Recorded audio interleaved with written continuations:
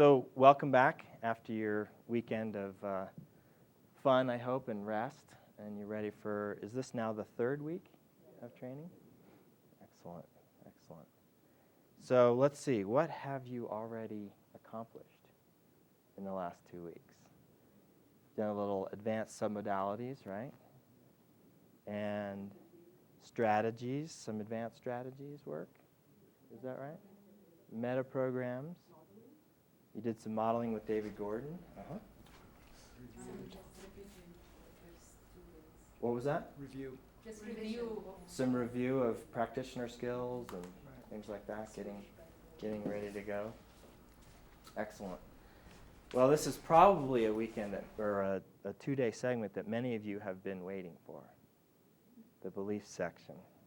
This is one of the most interesting, I think, parts of the training. I worked a lot with beliefs in my career. I'm a psychotherapist by trade, having been doing NLP since, really, I guess I opened my practice in 1994. I started NLP training in '89, and actually by osmosis even before that. Both my parents are trained in NLP, and they trained back in 1980 and '81. So when I was about 16 years old, I started watching them do trauma, phobia processes on my sister, and reframing and other kinds of things. And so I think that NLP sort of being around the family, I started to sort of absorb it at that young age. I started my training in 1989, having gone to college for a number of different things, actually finishing in psychology finally, and finding that in psychology there wasn't a lot about how people actually think and how it connects to their bodies and how it works, how you can actually make change occur. Well, my mother had gotten into NLP, and she said, well, maybe you want to try out, some NLP training. Well, I was finishing my last class in the history of psychology, learning about Freud and Wertheimer and Jung and a number of the other famous psychologists.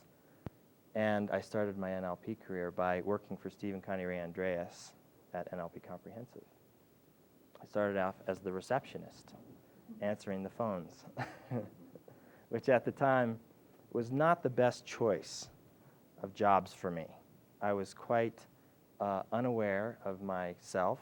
I was 24 years old, and I was very dissociated as a human being, not very in my body, so to speak, except for on the athletic field. That was the only place where I really felt like I had, something going on in my body. Otherwise, I was mostly a talking head.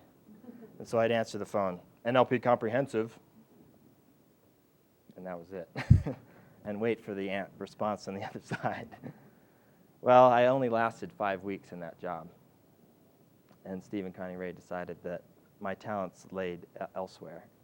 So I became the product manager and actually started my training in '89. I took the practitioner training then, and then I took the master practitioner in '90, and I coached up here for the first time in the summer program in 1990, and I think I've now done, 7 or 8 practitioner trainings and about that many master practitioner trainings. I started training in 1994 when I started my psychotherapy practice, and such is the history of my beginnings of NLP. On a personal note, to share with you sort of a story that I think is quite profound in terms of how NLP sort of enhanced my life, was when I had cancer in 1997. I was diagnosed with a rare form of, I think they called it angiosarcoma, which is a blood vessel cancer in tumor form. I had 3 tumors in 3 bones in my ankle area. And I started the process of healing. I'd had some NLP training up to that point because I started in '89, and so I'd had a few years of NLP behind me. And so I started seeking alternative forms of healing as well as doing radiation therapy at the time. I looked into many, many different things. a lot of physical things like acupuncture and homeopathy and herbal treatments. I looked into spiritual studies. I used NLP extensively on dealing with beliefs and emotional experiences, like a lot of fear, dealing with a lot of fear at the time, a lot of questions, a lot of frustration, beliefs like, I'm 28 years old. How could this be that I have cancer? This isn't possible that I have it. So some denial, some trying to figure out whether I had it or not. Beliefs like, I have to heal this by myself. That was one of the beliefs that I had. So it really stopped me. It limited me in a lot of ways from actually seeking help from other people. I felt like I had to figure it out on my own. So when I discovered that belief, I had to figure out how to change that one so that I could get the help that I needed. And I realized that it was really a matter of reframing that belief. I was going to do the healing myself because really, in truth, nobody else can, right? Nobody else can heal you. It's your body that's doing the healing, right? Now, other people can be guides, right? They can serve as a guide to your process, by offering you physical things like nutrition plans and homeopathy and things like that. They can also offer you energetic work if you're interested in that kind of thing. They can offer you spiritual guidance, and you can go to counselors to deal with psychology and hypnosis and things like that. But the true fact was that I was the one who was making the changes. So the belief was actually a good belief, but in the way that it was formed, it was limiting me. So this is the kind of work that we're going to be doing over the next 2 days, is exploring the beliefs that you have, that you find limiting, and find ways for either those beliefs to become resourceful to you, or to actually change them to beliefs that are more resourceful. Each belief could be resourceful in some contexts and limiting in other ones as well, right? And that's the sort of the ecology part of changing beliefs. We have to make sure that we change beliefs according to context versus making them universal, which many beliefs are formed in that way in the first place, right? They're generalizations. So let's dive in and start exploring what is a belief. Let's talk a little bit about that.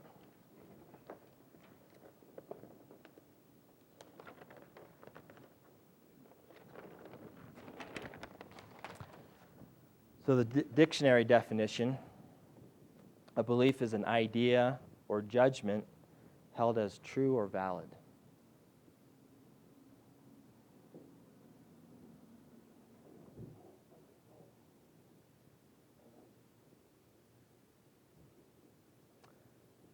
A map of the territory used as a guide.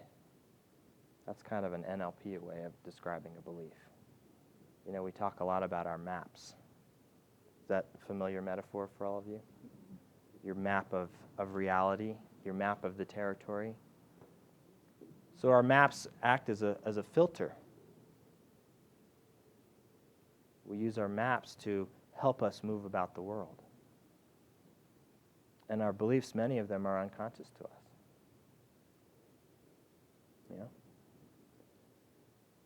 A generalization which impacts behavior. Beliefs are often come in the form of a universal of some kind. An absolute. A belief is often, as we experience it, a truism, a fact for us. Not necessarily for everyone, but for us, we operate as if it's true. Questions on that so far? Okay.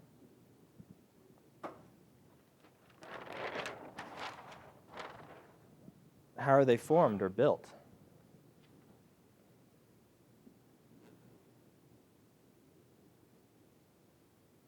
Direct experience. You have an experience of something that proves or disproves something. For many of us, we believed in Santa Claus.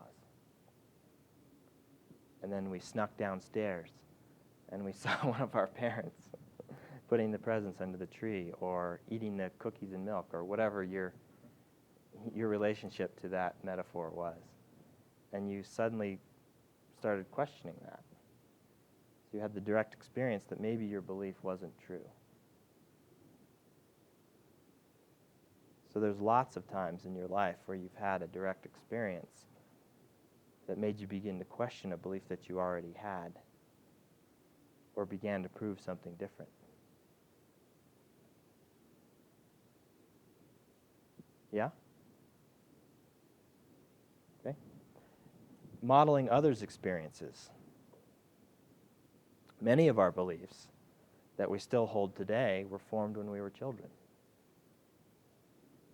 Formed by how we related in our family system. Watching our parents and siblings interact, our aunts and uncles, our grandparents, and so on. Watching their behavior and forming beliefs based on what they were doing, how they were relating to each other. In some families, for example, anger is not appropriate, right? You're not supposed to show anger at all.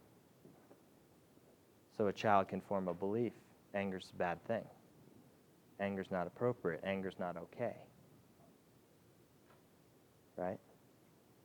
In other families, anger's displayed quite a bit. And a belief can be formed about that. This is a good thing. This is releasing your energy. Expressing yourself. Getting your anger out, it's a good thing. So some of you now are thinking, yeah, that's true or the other's true. And some of you are now thinking, well, maybe one's true in some contexts and another's true in other contexts. And then another thought might be, maybe neither are true. Maybe there's something else that's true that I haven't even considered yet.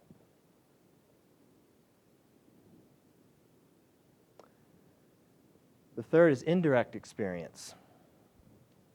You heard something. Somebody told you something. You heard it on the news. Some authority said that this new discovery was made. Right? New discoveries in science and medicine and in sociology and psychology and in automotive maintenance, whatever it might be. New discoveries are being made, and so people share that information. And now your old belief that you had based on the previous information is now in question. Even though you have no direct experience of it, it's information that's being told, and so you can form a belief based on that, right? Or you were shown something, or you read something. So there's many forms of ways in which we form beliefs not based on our personal experience. Many of us have the personal experience of gravity, and yet we don't actually know how it works. Right? We have a belief about it, but we couldn't necessarily prove it. Right? So there's a lot of beliefs in that form as well. Things that we know are true, that we can feel in our bodies is true, and yet we can't explain it. We see this a lot in spiritual practice versus science, right? Scientists wanting to prove everything, theorize and come up with a result. Whereas in the spiritual world, it's much more about faith. And faith doesn't have a lot of tangibility to it. How do you prove something? Right? How do you prove a miracle was a miracle, for example? Yeah? So we're going to be exploring this whole range of beliefs. Many possibilities here.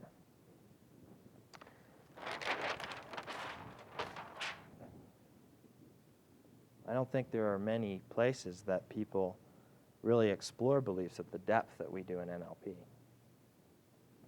We go to the extremes of trying to talk about even the forms of the beliefs. How are they being expressed? And you've already learned a lot about this, and now we're going to apply what you've learned in terms of complex equivalence and cause-effect. Those are familiar terms, right? From your reframing days in Practitioner, right? Presupposition is another word that you're familiar with.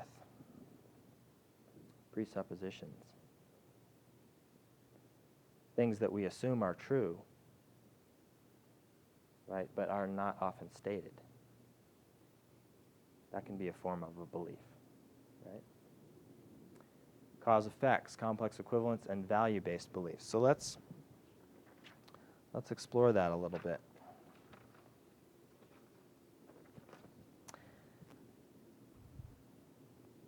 So it says in your notes here, a presupposition is something that must be assumed for the statement to make sense.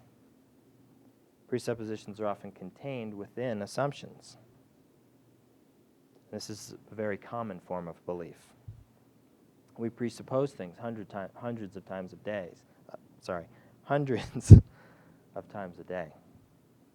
Some presuppositions are expectations derived from experience. And others are interpretations far removed from our physical sensory data. So, how soon will the sun rise? The presupposition, the sun will rise, right? It's not being stated, but it's presupposed in that statement. It's something that we didn't talk about, but is there. So that's a belief. We believe the sun will rise. We must leave earlier than usual if we are to make it on time. In this particular context, what's not stated is where we are, and so on, but the traffic will slow down at rush hour. So we're talking about, being in traffic, so we need to leave earlier and so on.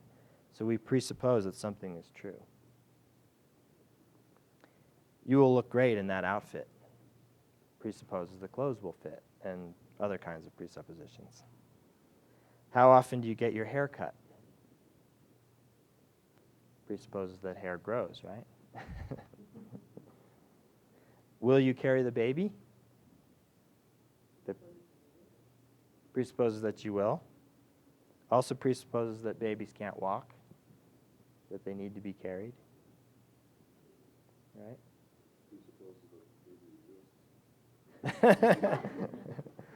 Which is probably through direct experience, right? You can't think of anything else. Presupposes, this says, men only want one thing. My feelings come second, don't they? In this is a business context. Somebody thinks this, their presupposition, business people care more about money than relationships.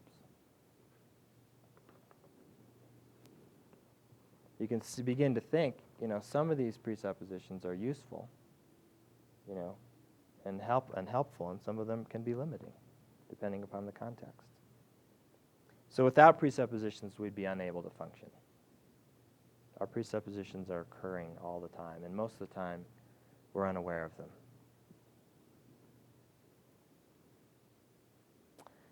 Cause and effects describe relationships between actions and responses or reactions.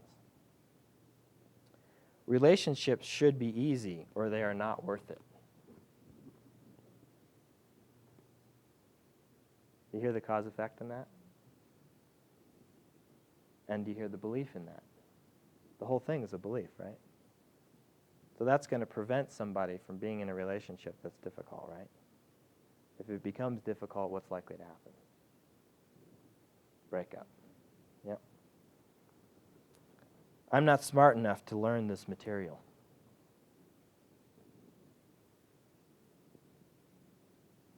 Right? So a belief in the form of a cause-effect. What's the cause-effect? Sorry? How not learning in the material is the effect. Okay. And the Causes cause? stupidity. Right. My lack of smarts will prevent me from learning. Yep. No matter what I do, it won't make a difference. That's one about impossibility, right? Hopelessness. There's no point. Possibilities are slim to none. If I do as I'm told, I will receive love. That one comes from, a lot of childhood experiences, doesn't it? Giving myself to others will surely create reciprocation. You can hear the absolutes in a lot of these statements, can't you?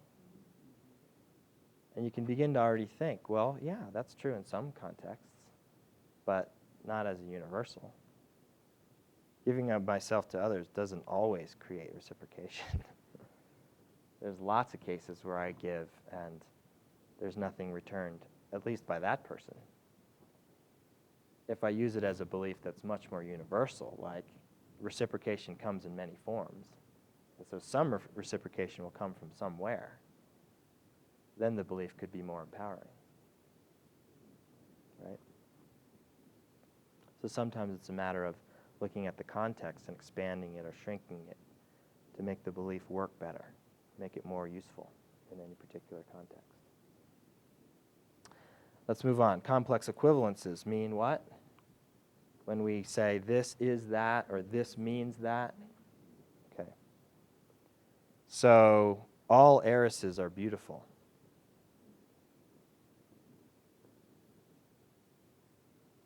Not necessarily true, right?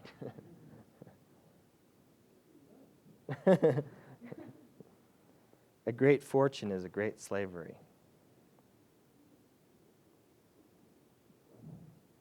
That's quite a belief, isn't it? Love means freedom from all conflict.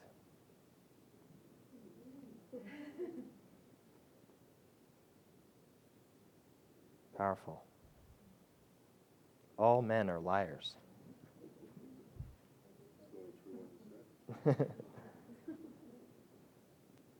Again, a lot of these universals, from your meta model experience, you begin to question some of these. Questions pop into your mind. All men? What are the exceptions? What are the counterexamples? All heiresses? Love means freedom from all conflict? You can't have love and conflict? Okay. Tom, I think, did some work with you on criteria. You did the hierarchy of criteria. You began to explore what criterion was, what it is. So just to clarify, all values are criteria. Does that make sense to everyone? What you value is criteria of some kind. If you value certain colors, certain countrysides, certain clothing, certain food, all of these items will have criteria. What about them is of value makes it a value to you. So not all criteria are values. Right?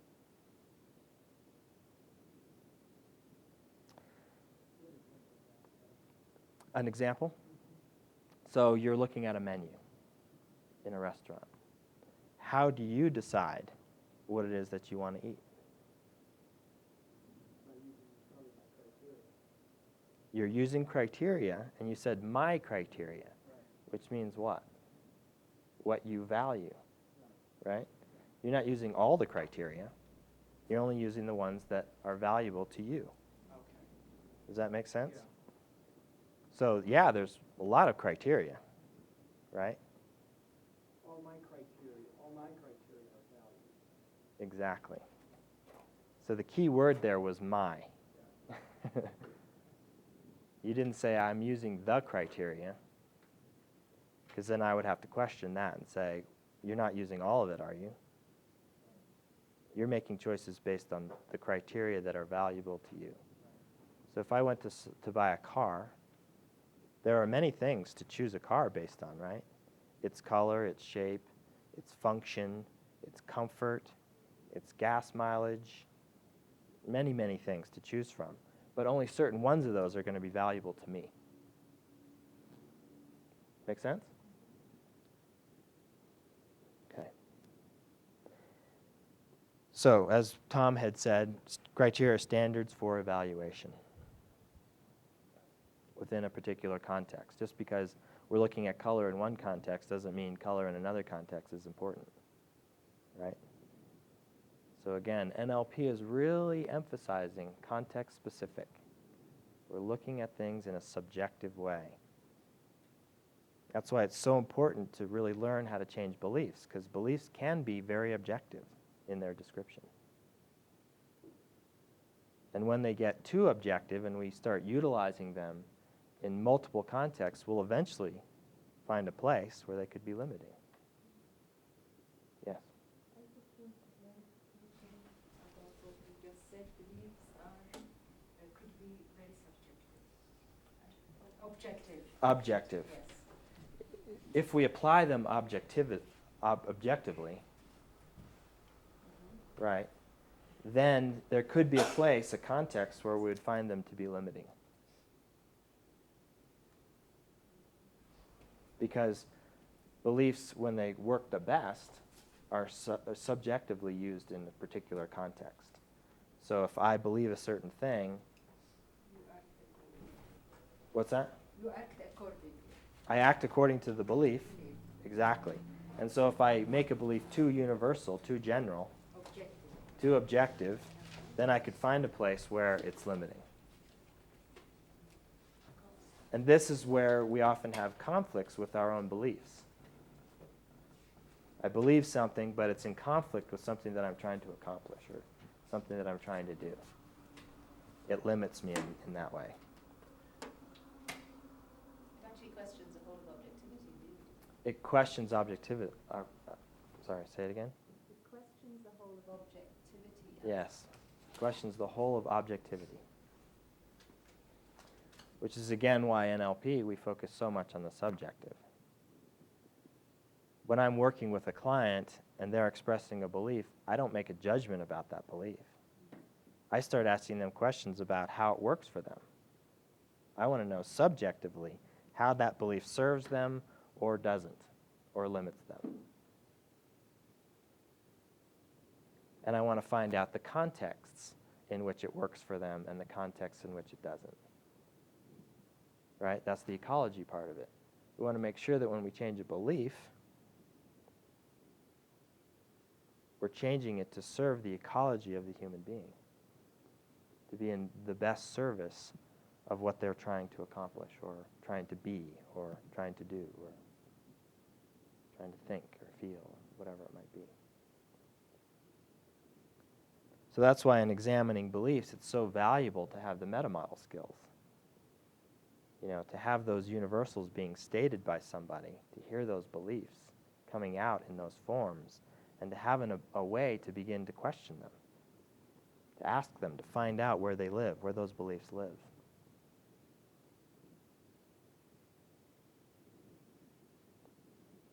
So, back to values and criteria.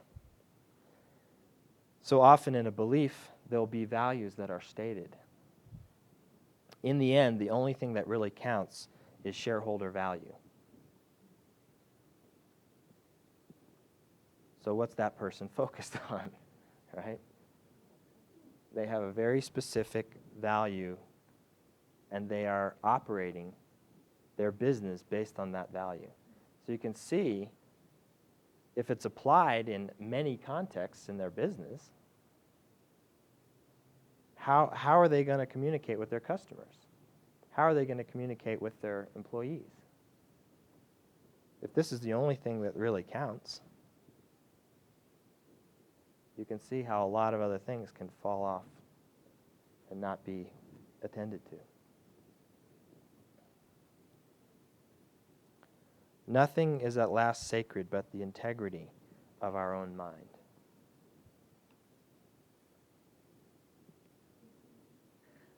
Emerson Emerson says. That's Emerson's quote. So again, it can be powerful if... Sorry? It is powerful, but questionable. Absolutely powerful. And what context are we going to utilize it within? Where is it functional, I guess? Sorry, where is it functional? Yeah, that's what I guess you'd ask yourself, where does this work? You start to think about what's the context in which this would be a powerful resource, this having this belief, and where might it be limiting? So now we start to even think about, wow, that means that I can have a belief that doesn't have to operate in all contexts. I can change my beliefs based on the context. That's novel, isn't it? Because sometimes people go, well, that's a violation of principles or morals or things like this, right? To have beliefs that are actually flexible. How can you have flexible beliefs? Hypocrisy. Could be. It could be. It could be. That's what this exploration is really about. Finding that flexibility. So now we can have a belief about flexibility. Right? We can form one about that. Flexibility is the only way to go. Right? And then somebody will say, well, sometimes that's not true. Sometimes being rigid is what's going to get you through something.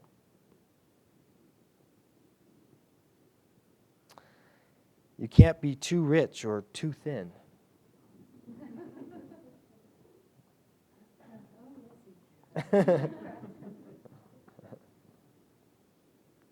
So those are some very clear value statements, right? Only passions, great passions, can elevate the soul to great things. Again, expressing values through beliefs. He who dies with the most toys wins. Probably seen that bumper sticker. No? Popular in the U.S. Makes sense for our culture. Right. All right, shall we move on? Let's see.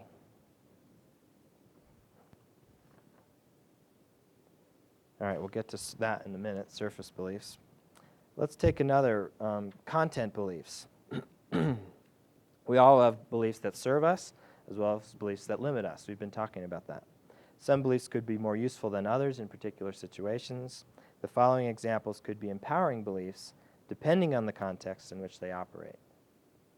So now we're going to start to explore, as we already have begun, but more in depth, some of these and the ways in which they could be effective in a particular context and limiting in another. So the more I give, the more I prosper. Does that sound like a resourceful belief or a limiting belief? In some contexts. So give me an example. Where might that be a useful belief? It's just to give to others. It's a call for helping. Call for giving to others, a call for helping. Making volunteers work, maybe. Volunteering. So it can be a belief that supports a person in giving of themselves and thinking about how they will prosper as a result. But it might not be volunteering to help someone who is able to do work, but he doesn't want, he just wants to stay and let other people help him. So a context where this wouldn't be useful is what you're stating? Yes. So say that again. Say that again. If you are in a volunteering work like the homeless people, there are, I could see some men who are able to do something, who are able to work. They have the physical activity and power, but still they put themselves in the category of homelessness. Mhm. That's not useful for my planning, for what I think. Okay. So I'm not sure that that's using this belief. So an example that I can think of, the more I give, the more I prosper. Say I'm a child in a family that doesn't appreciate my giving. And the more I give to try and receive, the more I get yelled at. The more, right? Right? There's a lot of families where that's true. I try and give of myself, and all I get is, you're no good, and you're not okay. And so it's not necessarily true that giving gets me prospering. It all depends on what you consider to be getting as well, doesn't it? Let's assume that the person gave a lot, and, a smile to them is all that they needed. That to them was prosperity. So it could mean, whereas someone who, means that they need to get something physical back, well, then they're not getting anything. Exactly. So now we're talking about defining what prosperity is and really examining what it means to give and what is it that I'm receiving. Yeah. Okay. I am lovable.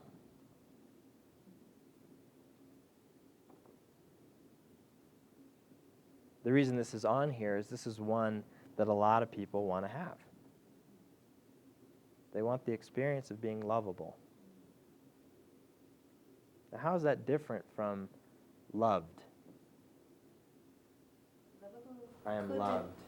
Loved implies by others. Uh-huh. And lovable, it's not clear from that. I mean, it seems to imply that you hold the quality for yourself. You hold the quality for yourself. So we can imagine that that one could be more resourceful. I'm lovable because it's a within experience versus I am loved, which is waiting for that to come from the outside in. Right? So that's why it's sometimes a more functional belief to have lovability inside oneself.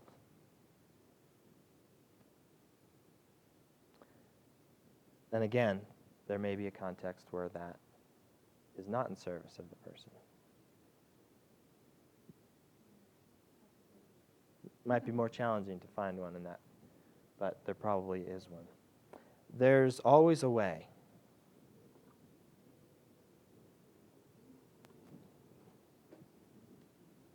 Brings up questions, for sure. You hear always, and you hear that universal again. For problem solving, it's a great resource. Mm-hmm. Maybe there's a time when you need to say, that's it. I finally, can't resolve right now, or can't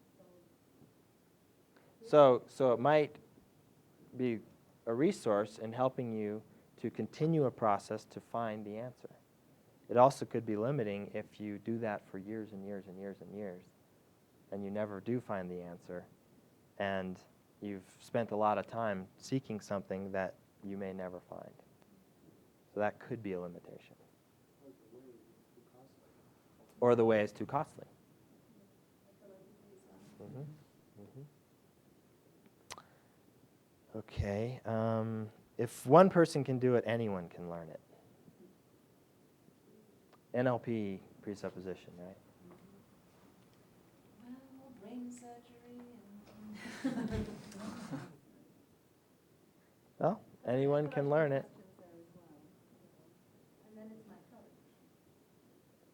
I mean, this one, again, is hard to find a limitation because it says anyone can learn it. It doesn't say anyone can do it, right?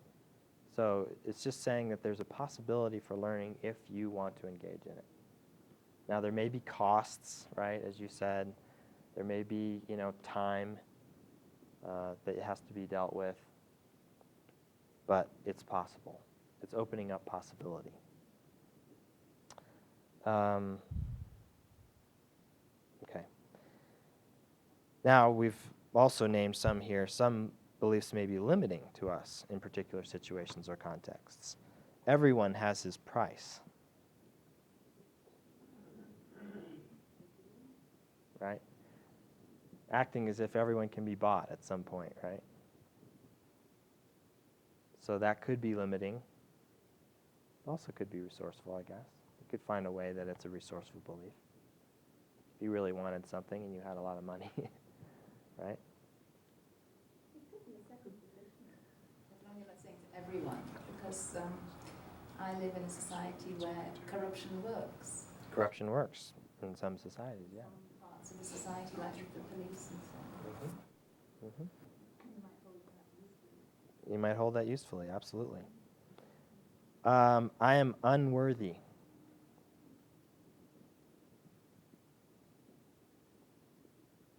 Most people jump right to that's limiting, right? I'm unworthy.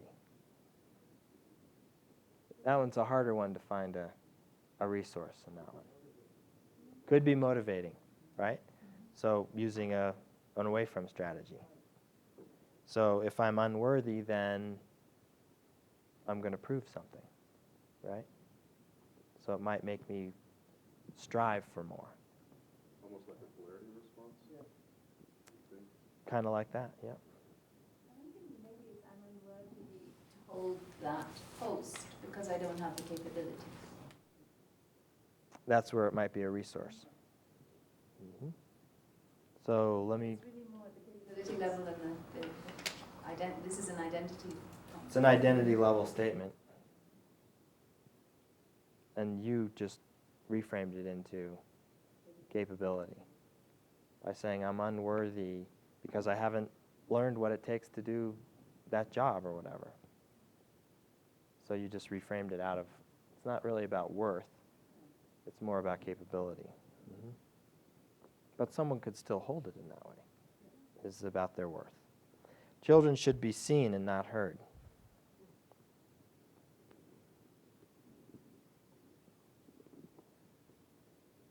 Right?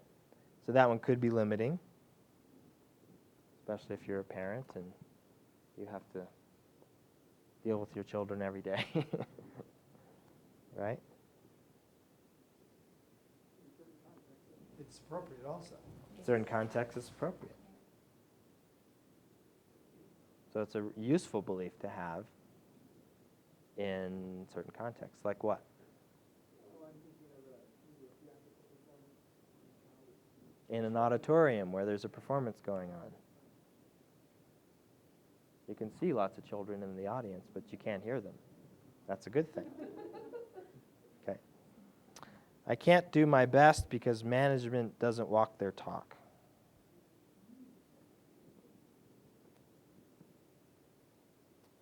So a belief that limits me because of my belief about them, right? About management.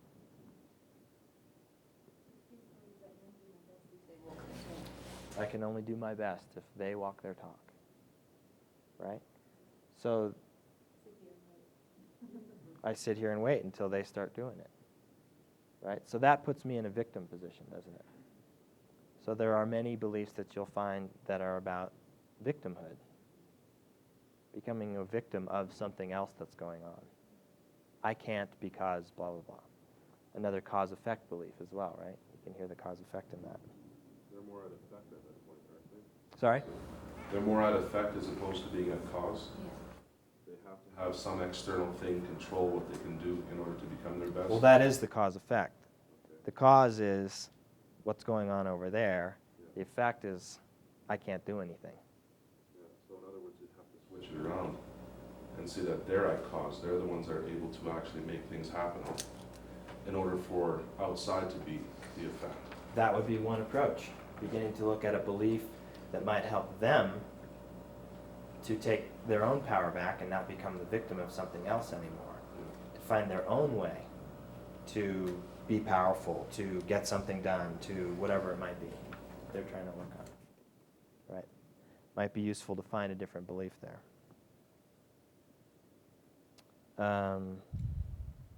You can't teach an old dog new tricks.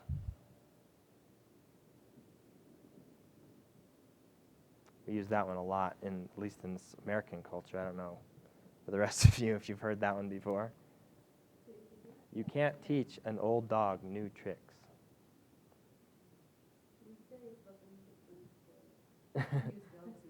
We don't use dogs. You don't use dogs? But basically, what is it saying? The older you get, the more limited you are in learning something new, right? You know, that's particularly true in, say, language learning and things like that. They say, you know, when you're a child, you can learn new languages and so on really easily, and the older you get, the more limited you become around that. They say. So, is that a useful belief or a limiting belief? Or if you really want to do it or not. If you really want to do it or not. Could be limiting if you really want to. Could be very resourceful if you don't. Could be an excuse for not doing it. Okay. So again, beliefs are not just always interpreted in the same way by all of us.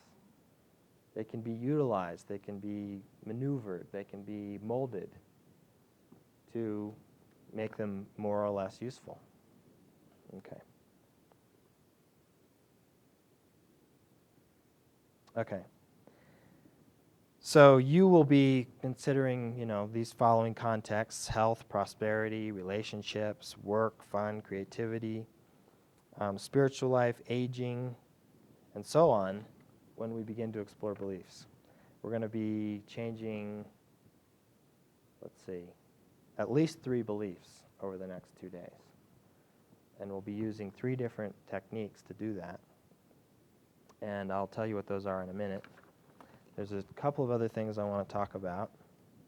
That is surface beliefs versus sort of more core beliefs. Surface beliefs are more performance-based. I can't learn math. I'm not good at sports. I can't spell. You can hear that most of these are at the capability level. Right? Core beliefs are about states of being, about life and death. I am stupid, I am worthless.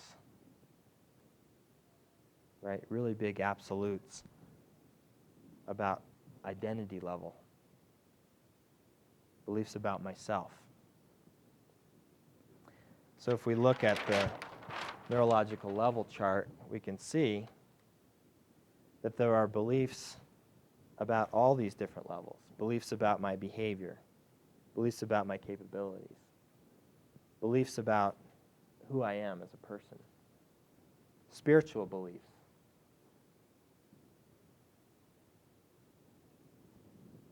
Values-based beliefs.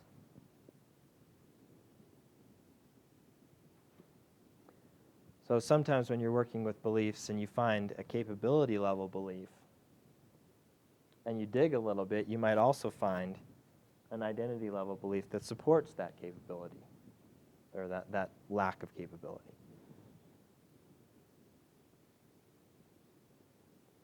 I can't learn could be supported by some other belief. Right? I can't learn math could be I have difficulty learning at all. Could be I'm stupid, right? So when you're working with beliefs, you'll want to play around with what's the most powerful one to change. And just because it's core doesn't mean it's the most powerful. Okay? That would be an objective belief statement, wouldn't it? Right? To say that just because it's a core level one, that it's the one that you should work with. It's not necessarily true, because isn't it true that you can change a core belief based on changing a capability? Right? If you thought that you were incapable of something and then you became capable, what could that do for a core level belief? It could create doubt around that core level belief. And doubt could begin to get you to want to prove something else about yourself. So then you might seek another capability that you weren't able to do before, but now you've got a question about it, right? So this is how beliefs work, is there's a very sort of set pattern to, you'll see it in the exercises today and tomorrow, that basically it's a very simple structure. We have a belief,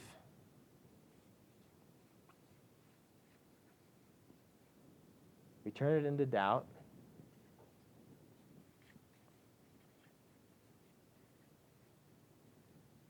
And we form a new belief. That's the basic structure, and that is what's been modeled around beliefs, around all the natural beliefs that you've changed over all the years. Right? Many beliefs have changed for you without doing any NLP. Right? How's that possible? What's that? So I say one of the ways is what you just described. Right. Every time you disprove what you previously believed through some experience or another. And, Or through somebody telling you something new, or through reading something that you hadn't read before, you can begin to question something that you hold true. And it loosens it. Exactly. So that's the idea of how to change a belief. Yeah. Is the doubting happening consciously or unconsciously, or both? It could be both. There are many beliefs that change without your awareness, right? You don't really consciously go, oh, well, I believed that before, No, I and don't. now I don't believe that anymore. Now I believe this. Uh-huh. Or there are some beliefs that do happen that way, right? You say, I believe this, and a person goes, well, what about this, this, and this? And you go, oh, I didn't know about those things. That makes me question my own belief. And so then there's a conscious experience, you know? When we have friends, you know, who question something in us, and we're open to exploring. So this is a very sort of open place. We often call it open to doubt. Are you open to questioning whether your belief is actually true or not? And when you're in this place, when you're really believing something, usually you're not open to this yet. Right?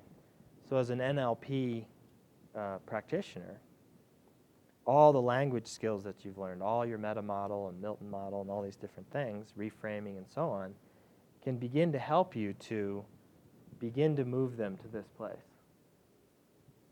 Begin to help them move to doubting that that belief is true. Which then enables the person to begin to think about what the new belief might be. And sometimes there's a proving ground, right? Where you have to take some time to prove that that new belief is actually true. But you don't always need that. Sometimes it's just a realization in a moment. You know, somebody reframes something and you go, oh yeah, that is true. Hadn't thought of it that way. Right?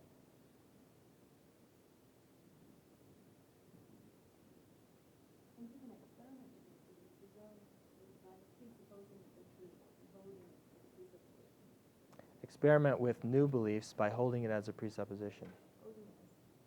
Holding it as true. For a while And experimenting. Yep. Sometimes just using the as if frame, right? Act as if that's true and see what it's like.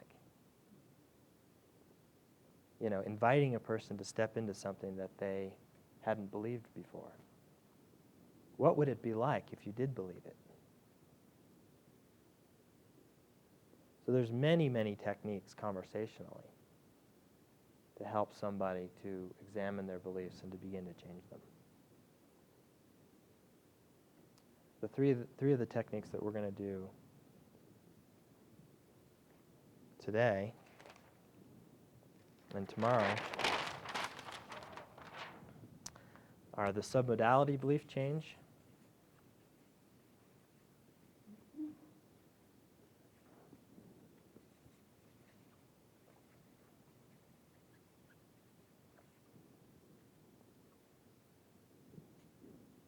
this one is where we're going to begin.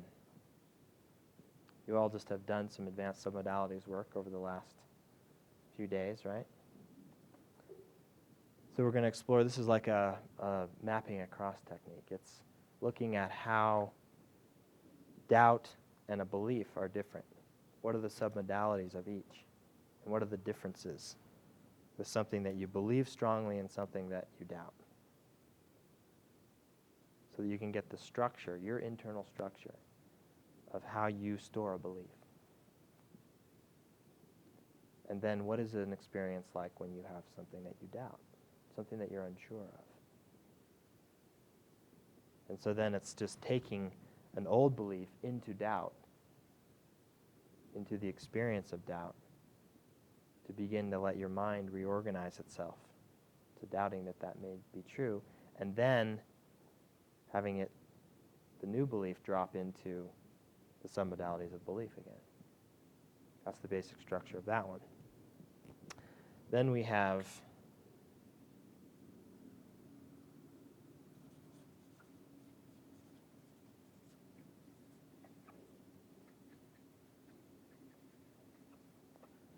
the walking belief change. This one's got obviously a similar format. It's trying to take something to doubt again.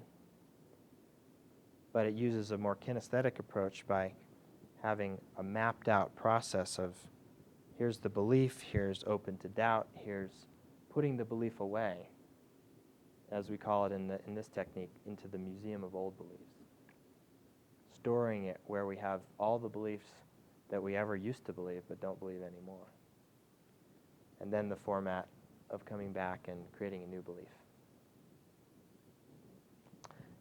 And then there's re-imprinting.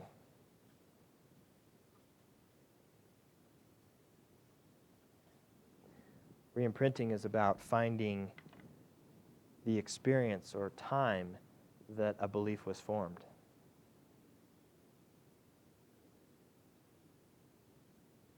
And examining it in such a way that a new belief can be realized back in time, at that same time that it was formed. And bringing that new belief forward in time. So all these experiences we'll have over the next 2 days. Let's take a short break.